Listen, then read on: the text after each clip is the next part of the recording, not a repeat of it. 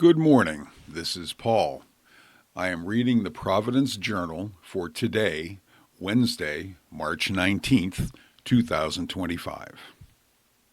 In today's weather, today, sunny, mild with clouds and sun, 61 degrees for the high and 39 degrees for the low. Tomorrow, March 20th, 51, cooler, morning mist. 43 will be the low for tomorrow. For Friday, March 21st, 48 degrees for the high, 33 for the low, clearing, becoming windier. And for Saturday, March 22nd, 54 degrees for the high, 31 degrees for the low, breezy in the afternoon. Sunday, March 23rd, 48 degrees for the high, 30 for the low, sunny and breezy. Monday, March 24th, 46 degrees for the high, 39 degrees for the low, with periods of rain. Tuesday, March 25th, 53 degrees for the high, 37 degrees for the low, cloudy and milder. In local news, delivery upgrade by Johnny Williams, Providence Journal, USA Today Network. Providence, starting next week, most babies born in Rhode Island will utter their first cry in a new labor and delivery center at Women and Infants Hospital. The center, known as the Brown University and Delivery Center, is a 20-bed, 18,000-square-foot addition to Women and Infants. It will replace the hospital's nearly 40-year-old labor and delivery space next door, which dates back to 1986. Women and Infants raised more than $35 million to build the center. It is named after Brown University, which chipped in $5 million. The center is not affiliated with Brown University Health, formerly known as Lifespan. The new rooms are spacious at 440 square feet, twice as big as the hospital's old labor and delivery rooms, have their own bathrooms, windows that bring in natural light, and user-friendly tech that allows patients to personalize. We've really worked to make sure that when patients come into this room for the first time that they're here, they can make it their own space, said Shannon Sullivan, president and COO of Women and Infants. So we have all the bells and whistles for clinical teams, but more importantly, we have all the bells and whistles for the patients, too. The rooms have other upgrades besides their increased footprint, which in itself will allow larger teams of caregivers to attend to patients, as well as permit more visitors and family members to come in. Patients will now have access to birthing tubs and slings in any of the rooms. The rooms also come equipped with panda warmers, a type of portable heating bassinet which has an integrated X-ray cassette tape and vitals monitoring capabilities. The panda warmers will allow the NICU team to care for newborn infants without having to take them out of the room, which was not the case in the old labor and delivery space. What we know from a research perspective is that parents are at higher risk for post-traumatic stress disorder after a delivery if there's interventions being done or to their baby that they can't see. And so this allows families to be able to see everything that's happening for the NICU team, to have plenty of space to be able to explain to parents what they're doing in the moment, Sullivan said. Michael Wagner, CEO of Care New England, the parent health care company of Women and Infants, highlighted the role the hospital plays in Rhode Island. About 81% of babies born in the state are delivered there. We don't quite recognize in the state of Rhode Island just how much of a gem Women and Infants is, Wagner said. He added that the new labor and delivery center, in a way, is meant to reflect the quality of care Women and Infants provides to expectant mothers. We are now creating a space that's commensurate with the experience, with the expertise that comes here. So it's really exciting to be able to have a space that really exemplifies the commitment we have to the patient, their preferences, and the families and the others that they want to be part of their personal experience, Wagner said. Women and Infants is expecting to receive their first patients in the new center on Tuesday and to transition all patients in labor and delivery there by the end of the week. Prison Cell Locks Starting to Fail by Tom Mooney of the Providence Journal USA Today Network. Cranston. The locks on some prison cell doors in maximum security at the adult correctional institutions are malfunctioning, a real significant problem compounded by the absence of a locksmith at the prison, says the head of the Correctional Officers Union. It's become a running joke, said Richard Ferruccio, president of Rhode Island Brotherhood of Correctional Officers. We're a prison without a locksmith, and nobody can understand that. Ferruccio says the corrections department's locksmith retired in 2022, and the private contracting service the department now uses isn't doing proper preventative maintenance. What's starting to happen is the doors are not locking. They are not sealing, he said, and sometimes they are being pulled open by the inmates after we thought they were secured. So that is creating a real significant problem for us because obviously at 2 in the morning they pull the door open and get out. Who knows what could happen then? Corrections Department spokesman J.R. Ventura acknowledged problems with some locking systems in the old Granite institution built in 1878, but said the situation has not led to any assaults or attempted escapes. Further, he says the prison's security specialist and staff, along with outside vendors, provide the services and expertise we need to keep the system operational. The cell locking system, made up of gears, rods, springs, and levers, is old, Ventura said, and needs periodic general maintenance and realignment. While it still works, it is outdated and fatigues over a period of time.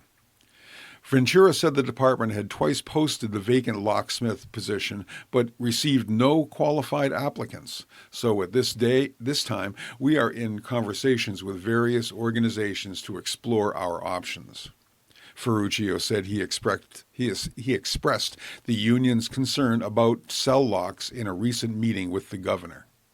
Ferruccio said he shared what he had been told by other union members that the last significant lock failure occurred on New Year's Eve when maximum security staff attempted to release a block of 39 inmates simultaneous for recreation time, and the lever misfunctioned.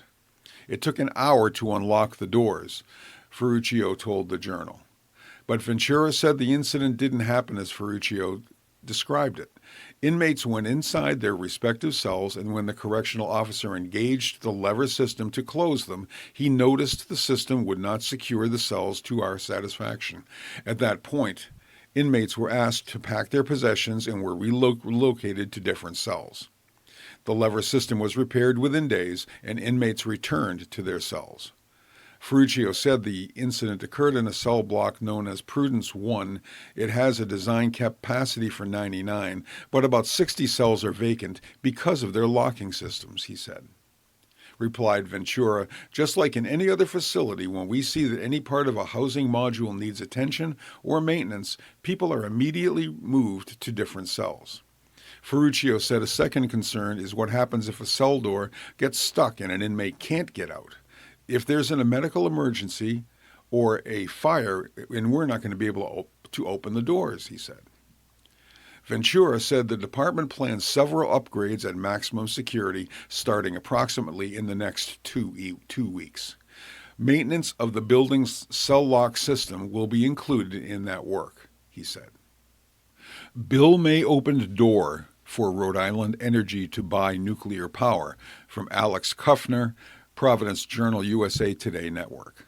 Providence. State lawmakers are looking to open the door for Rhode Island Energy to sign a long-term contract for nuclear power in a bid to lower electric rates and meet climate goals. While the electricity generated by nuclear reactors in New England has been an integral part of the region's energy mix for decades, Rhode Island's largest utility has never made a long-term commitment to buy output from them. But the change in the political landscape has come with the new administration in Washington, D.C., among other factors, has made nuclear power a more attractive option to the company. The Trump administration's crackdown on offshore wind development has left Rhode Island Energy and other utilities scrambling to find alternative sources of affordable zero-carbon power that would allow them to comply with state clean energy mandates. We are constantly looking for everything that we can, said Rhode Island Energy President Greg Cornett. The timing of this is more important because of where things stand with the offshore wind industry. Of interest to the company are supplies from one of two nuclear plants that remain in New England, Millstone Power Station, the 2,100-megawatt facility operated by Dominion Energy in Waterford, Connecticut.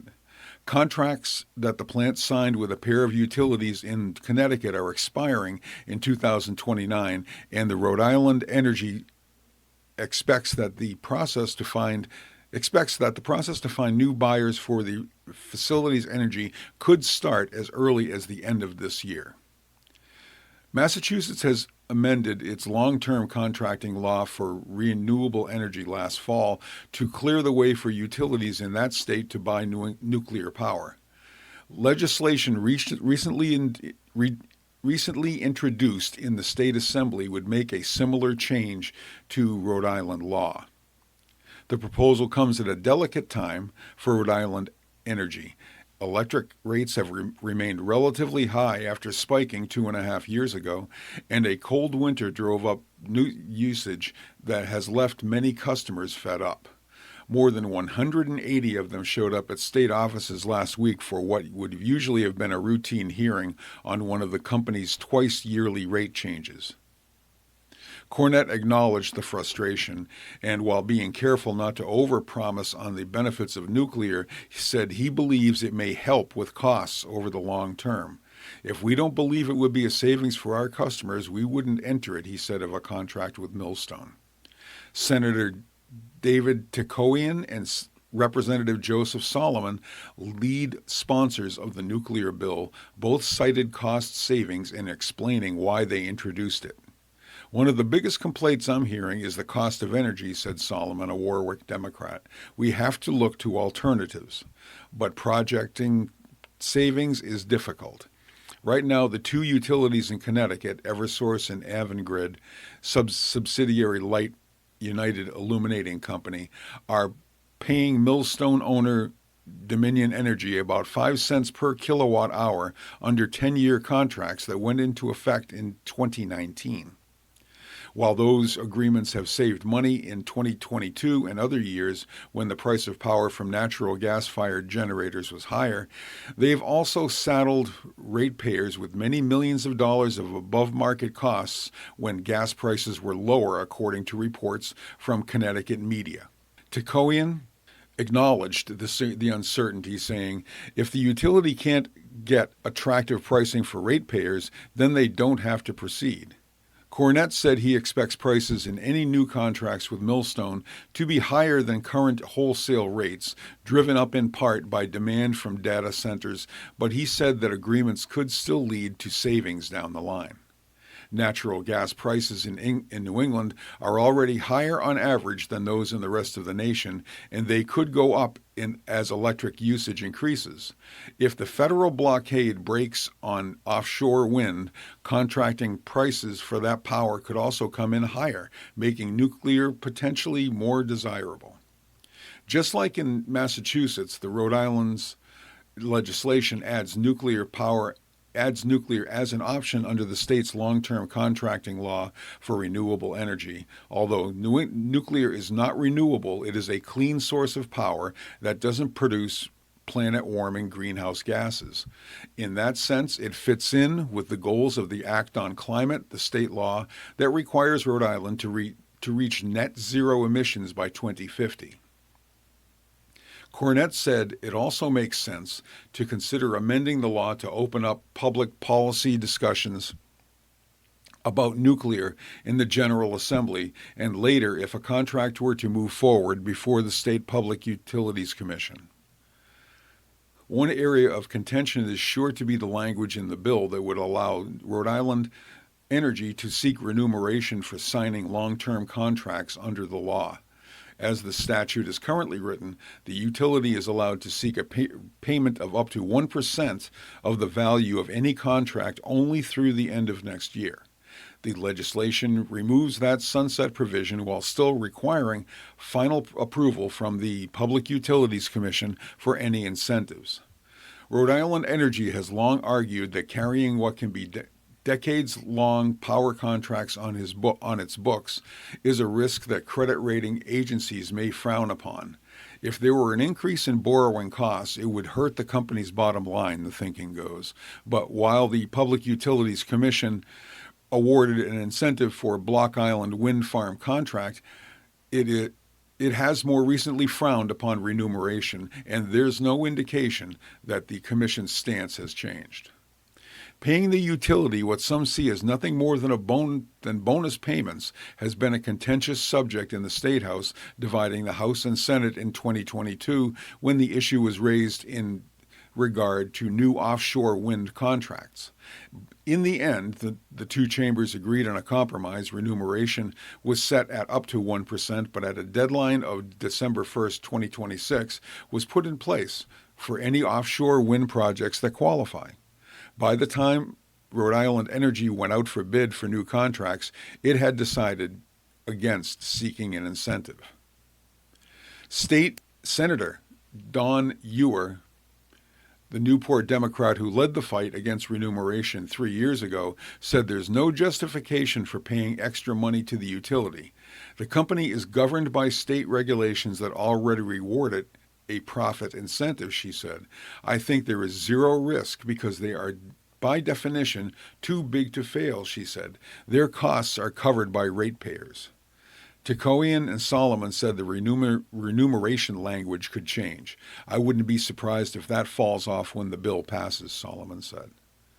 There are larger questions in play that explain why Massachusetts and now Rhode Island policymakers are now looking at contracts for nuclear power. Not so long ago, New England had 4 operating nuclear power stations. Vermont Yankee closed in 2014 in the face of a string of problems that included a crumbling cooling tower. The Pilgrim plant in Massachusetts followed in 2019, its owner citing high operating costs and low wholesale prices driven down by cheap natural gas. The 2011 Fukushima disaster in Japan also didn't help efforts to keep either plant going. The closures have left Millstone and Seabrook Station in New Hampshire as the only 2 remaining nuclear facilities in the region, and the share of power supplied to the 6 New England states from nuclear has dropped from 29% to 24%, according to the nonprofit that manages the regional power grid. Natural gas-fired plants and renewables have made up the difference. But if either of the 2 remaining nuclear stations were to close, it would mean a huge gap in supplies of dependable, around-the-clock power. Renewables may not be able to make up the shortfall, at least in the near term, without viable battery storage projects.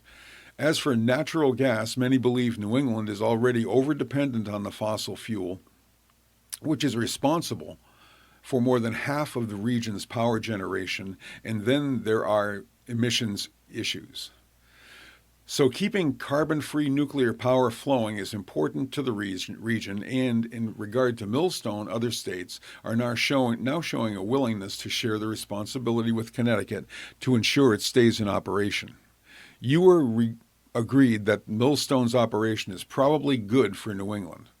The Rhode Island Office of Energy Resources, too, lent credence to the idea, stating in a statement that it's interested in working with neighboring states on plans to reduce emissions that include solar, offshore wind, hydropower, and nuclear. Current events are only reinforcing the need to reconsider options for clean energy in New England. Besides what's happening with offshore wind, Trump's tariff threats and responses in Canada to dial up the costs of hydropower delivered to New England and other parts of the U.S. have raised uncomfortable questions about the vulnerability of power supplies that the region counts on.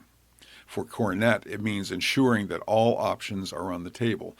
It's going to take all of us to really work together to find the right middle ground because the landscape as I sit here is very different from even 9 months ago, he said. State Treasurer says Rhode Island can still afford baby bonds. This is by Catherine Gregg from the Providence Journal, USA Today Network. Providence. Can Rhode Island afford to set aside $3,000 for 18 years in an interest-earning account for every child born next year to a family qualifying for public assistance? And does it make any sense in the face of a string of projected deficits over the next several years to try to create a state version of the baby bonds program pioneered in Connecticut during a period when states were awash in federal pandemic aid dollars? The answer to both questions was an adamant yes from State General Treasurer James Diossa and a legion of advocacy organizations from the Economic Progress Institute to Rhode Island Kids Count, the United Way, and the Latino Policy Institute during a hearing by the State Finance Committee last week on Diossa's scaled-back baby bonds proposal. This legislation will help close the racial wealth gap and build wealth across Rhode Island while boosting economic activity in Rhode Island without reliance on direct taxpayer funding. Citing a 2019 survey of consumer finances, he said the typical white family's net worth in the U.S. was roughly $190,000, while the typical black family's is less than 15% of that at $24,000. Such a striking figure is clear evidence of the generational disparities faced by minority populations in Rhode Island and elsewhere. Echoing his argument, the Economic Progress Institute wrote, establishing the Rhode Island Baby Bond Trust provides an opportunity to reduce wealth disparities, break cycles of generational poverty, and commit to economic justice for our most vulnerable children and families. The proposal reflected in Governor Dan McKee's budget and separate legislation is introduced in the Senate by Senator Melissa Murray and in the House by Representative Joshua Giraldo, who would put $3,000 into a state-managed trust for each Rhode Island child born to a family enrolled in the Rhode Island Works program during the preceding year.